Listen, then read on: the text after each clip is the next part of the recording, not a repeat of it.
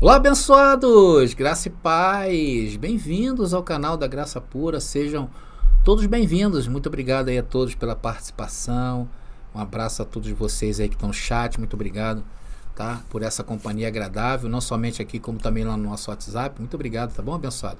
Bom, se você aí tem acompanhado as nossas mensagens têm feito você pensar, tem feito você buscar na palavra, e essa é a ideia, né?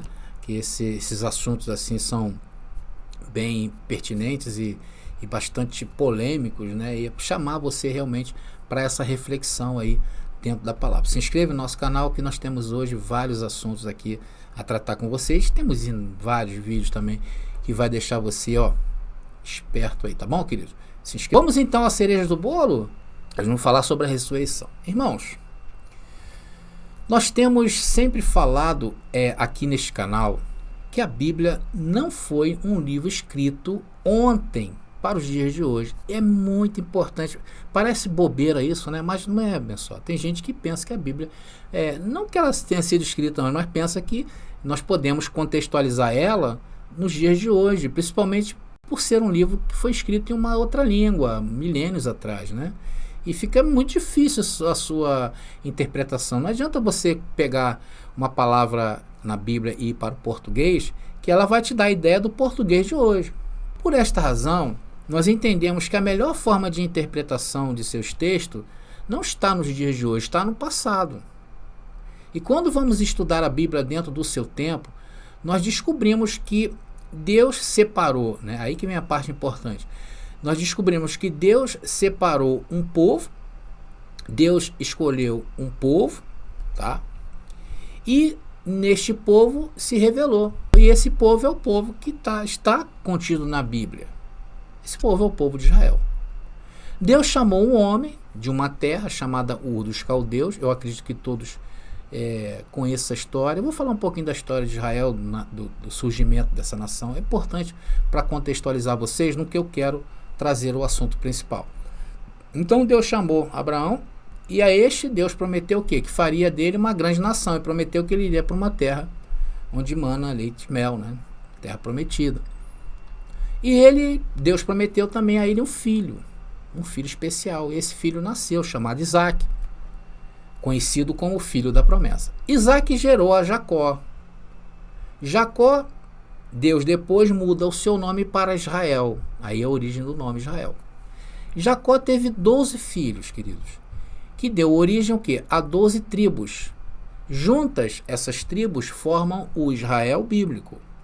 Então, essa era a nação que Deus amou, Deus chamou.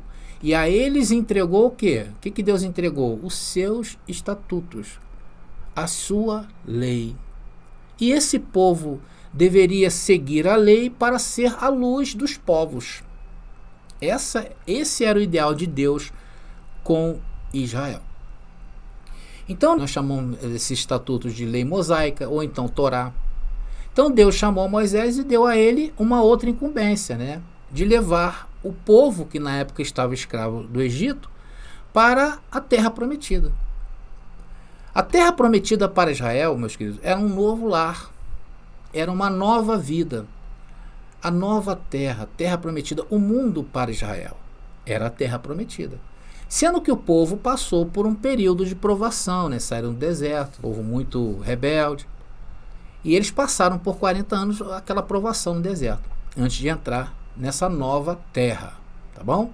Vocês sabem muito bem da história, que só entraram da geração que saiu do deserto, né? Do Egito, né? Entraram no deserto, e essa geração só saiu 2 daqueles remanescentes lá de Israel, do Egito, que foi Josué e Caleb. Nem Moisés entrou na nova terra. E o povo herdou a Jerusalém terrena. E nesta nova terra, eu estou insistindo com essa terra, você está ouvindo falar muita terra, né, abençoado? Porque era o mundo de Israel. Nesta nova terra, Deus mandou construir um templo para ele. E Deus habitava no templo. Logo, o templo era considerado o céu para o novo Israel, para o povo de Israel. Tudo dentro do templo se fazia menção aos céus. Tudo dentro do templo, os utensílios, tudo que era usado dentro do templo, se fazia essa menção. E em várias ocasiões, né, esse povo de Israel transgredia contra o Senhor. E Deus os corrigia de todas as maneiras. De todas as maneiras, o povo rebelde. Ao ponto de várias vezes Deus deixar que eles fossem levados cativos daquela terra. Em alguns exílios, o povo era retirado dessa terra, que era considerado o seu mundo. E tudo que estava, atenção, tudo que estava fora desse mundo, atenção, os israelitas chamavam de gentios. Então era um povo, não era judeu, não era israelita, era gentio. E nada era contado pelo povo, e muito menos para Deus.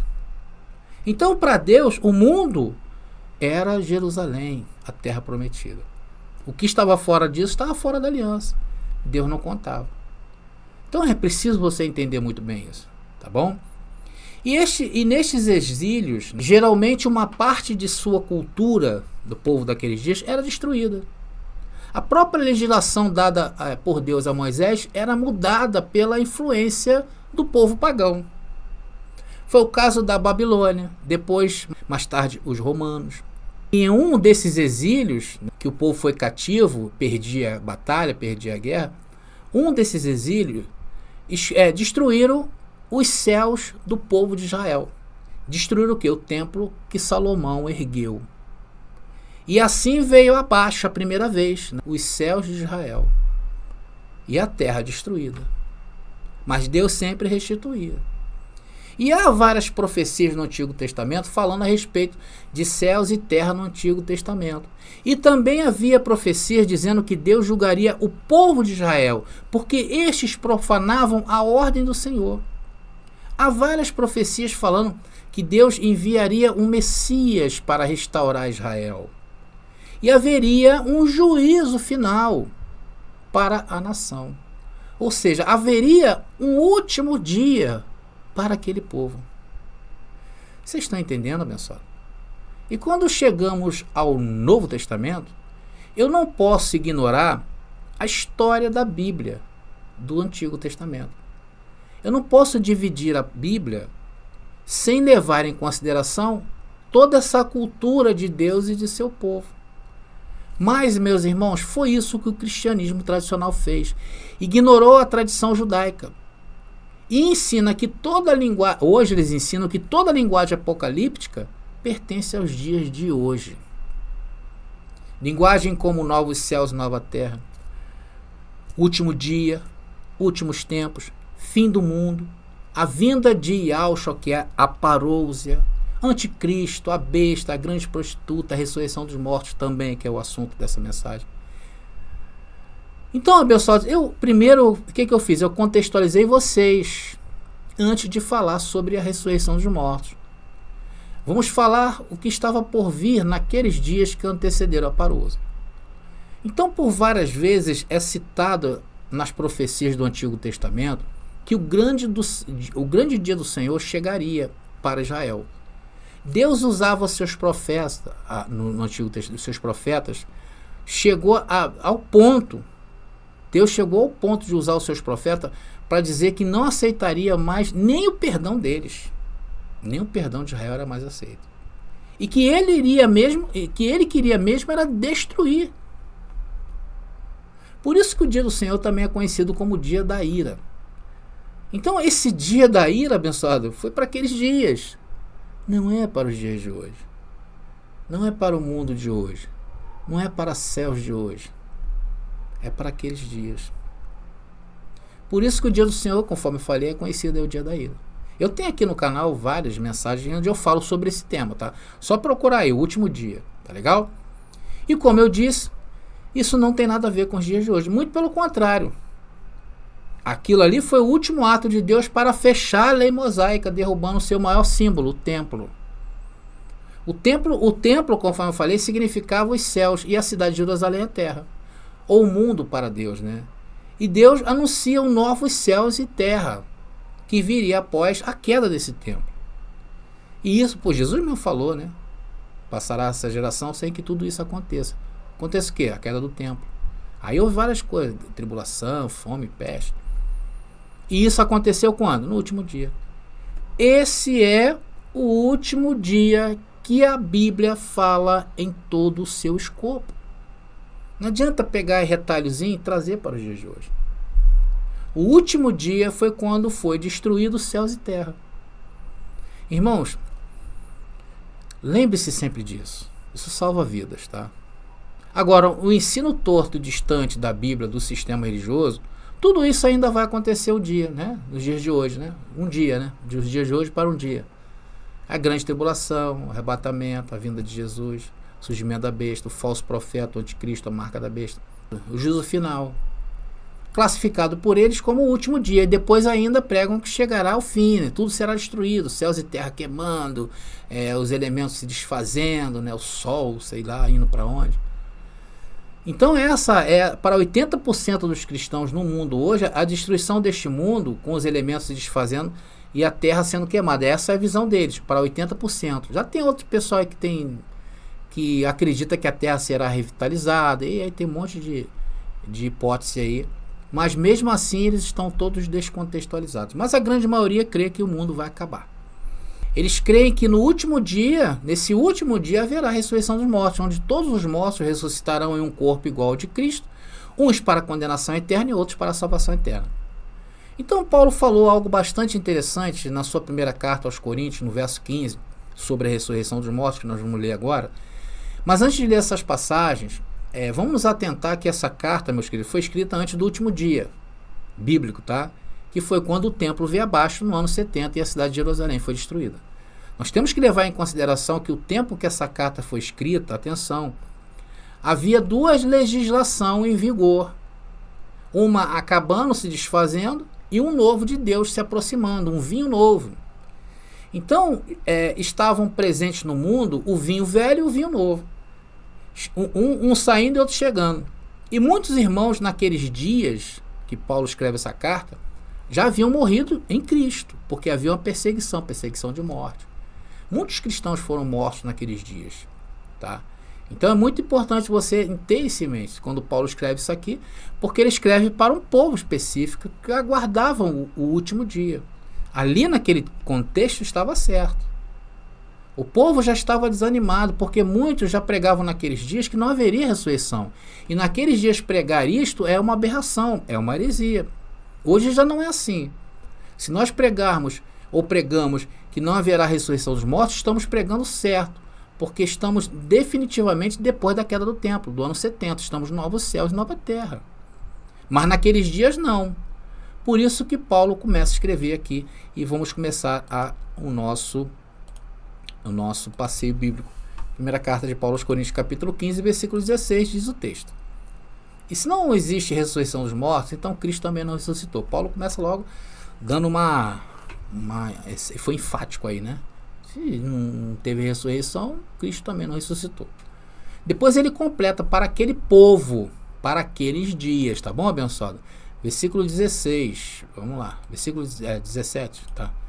Diz o texto: e se Cristo não ressuscitou, a fé que vocês têm é inútil e vocês ainda estão em seus pecados. Irmãos, a partir do momento que Cristo ressuscita, atenção, ele assume o papel do templo, porque somente através do sacrifício de animais dentro do templo poderia ser perdoado os pecados. Hello? Por isso que Paulo escreveu isso. Quem procurava o templo para perdão de pecado naqueles dias já estava descontextualizado. Aí Paulo prossegue neste entendimento, que é o verso 18, que vamos ler agora. Vamos lá. Versículo 18 diz o texto: nesse caso, todos os que adormeceram crendo em Cristo estão perdidos. Por que, irmãos, Paulo escreveu isso? Se Cristo não ressuscitou, ele não tem o poder de perdoar os pecados. Logo, todos estão perdidos. Irmãos, atenção no que eu vou dizer. O perdão dos pecados naqueles dias era necessário.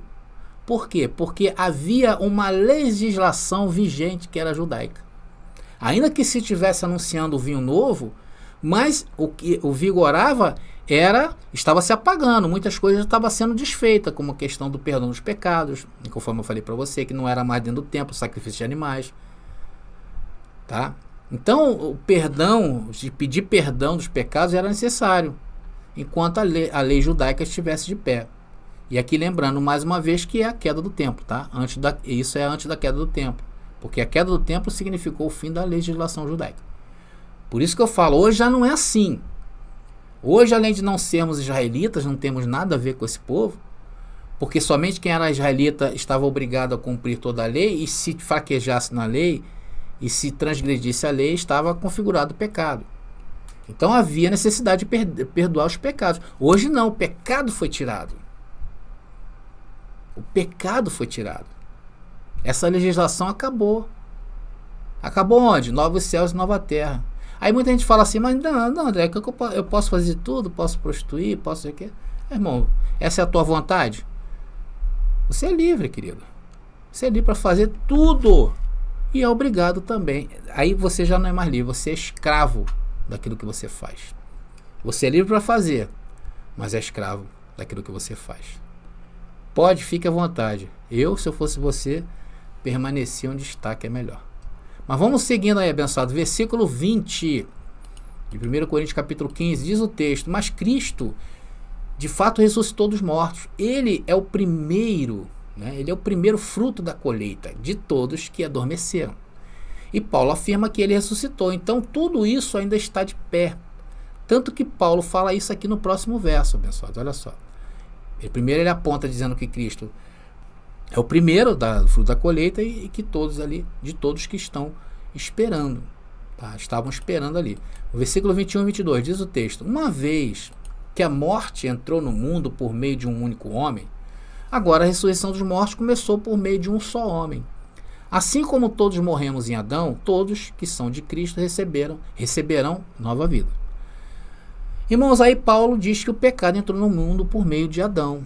E a ressurreição também entrou através de um homem, que foi Yahshua.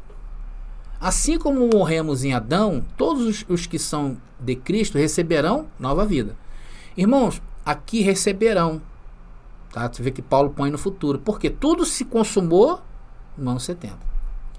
Então, abençoado, lembrando mais uma vez, e insistindo nisso, que isso foi até a derrubada do templo. Por quê? Porque depois dela, nós já nascemos com uma nova vida, uma nova criatura, uma nova criação, e não mais estamos mortos em Adão. Não podemos estar mortos em Adão. Agora, antes do ano 70, sim. Antes do ano 70, todos que viveram experimentaram essa morte de Adão. A morte em Adão significa afastamento de Deus, ou seja, o espírito sem a comunhão com o Pai está morto. Ou seja, o que era a morte em Adão? A segunda morte.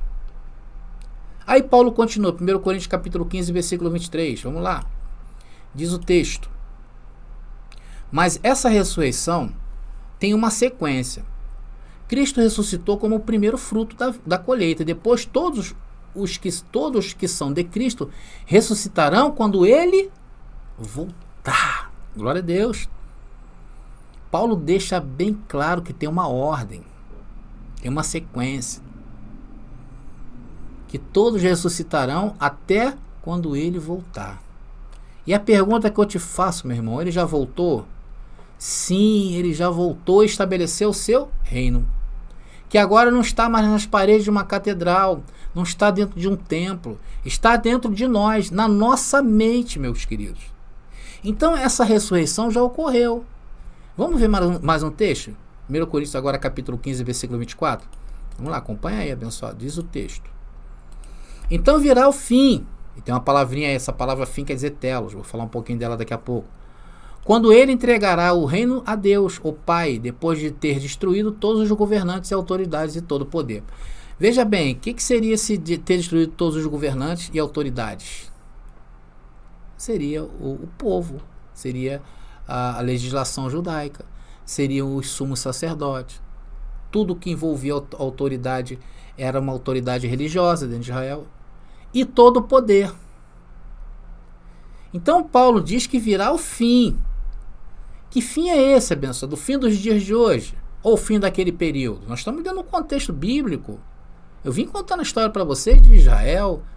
Eu linkei isso tudo a um texto rígido, a uma história. Eu não peguei daqui para frente e olhei para o futuro. Então antes eu passei todo esse enredo bíblico que é judaico, meus queridos. E daqueles dias, nem o judaísmo de hoje representa mais nada para Deus. E aqui não podemos descontextualizar esse fim daqueles dias. Nós não podemos interpretar isso sem olhar para o Antigo Testamento. Conforme eu falei, vamos recorrer a essa palavrinha telos aí e mostrar para vocês o que ela significa. Será que ela fala de fim do mundo, de um fim do mundo? Vamos ver, tá ali. A palavra é telos, tá ali, tá? É a definição, um limite, um pedágio, resultado, uso, evento ou problema, objetivo, finalidade, um imposto.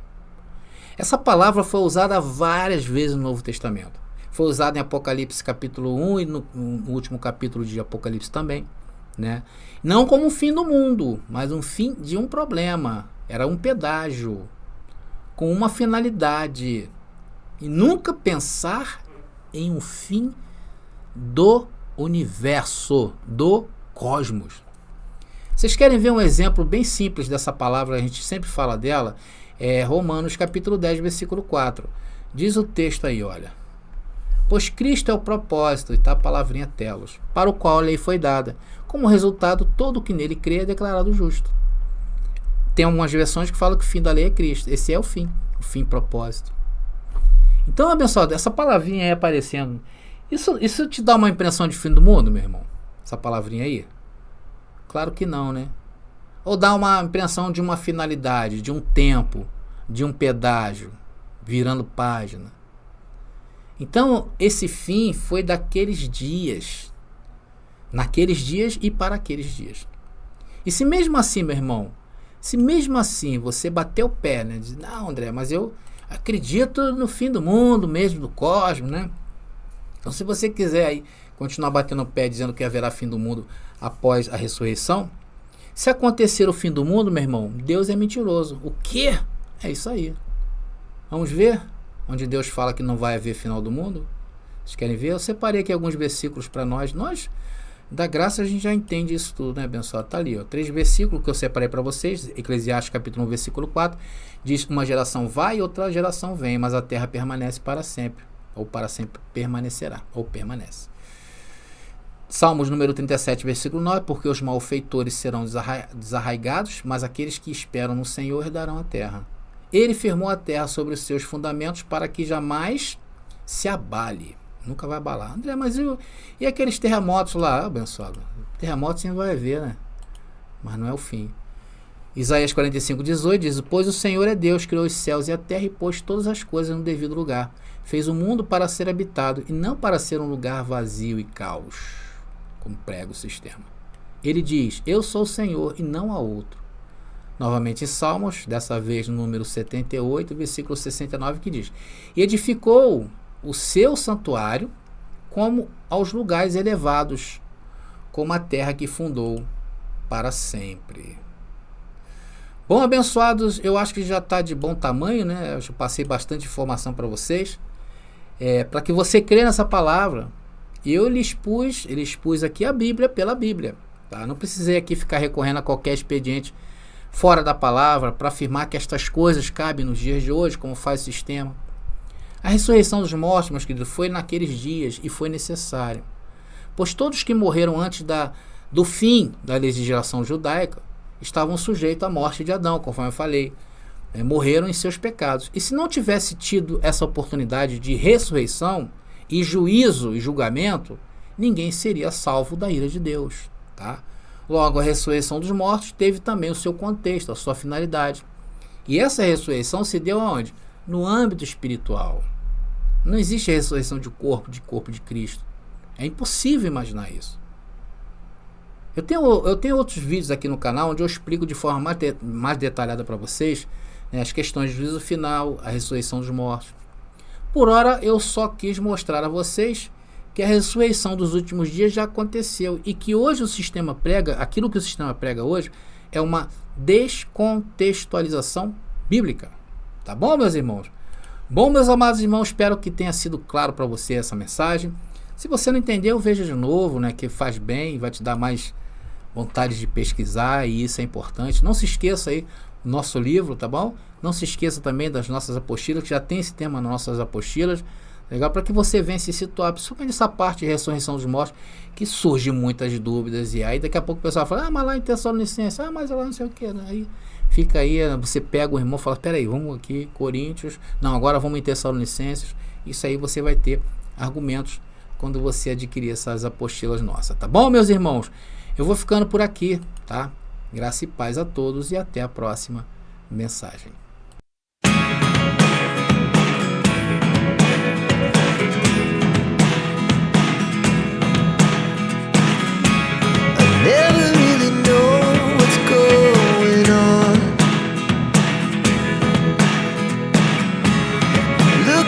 Sometimes like all you want to do is run. Hear me out, hear me out. It's all the things you know. Quando penso que sou fraco, aí é que eu sou forte. A minha força vem de ti. Quando penso que não posso,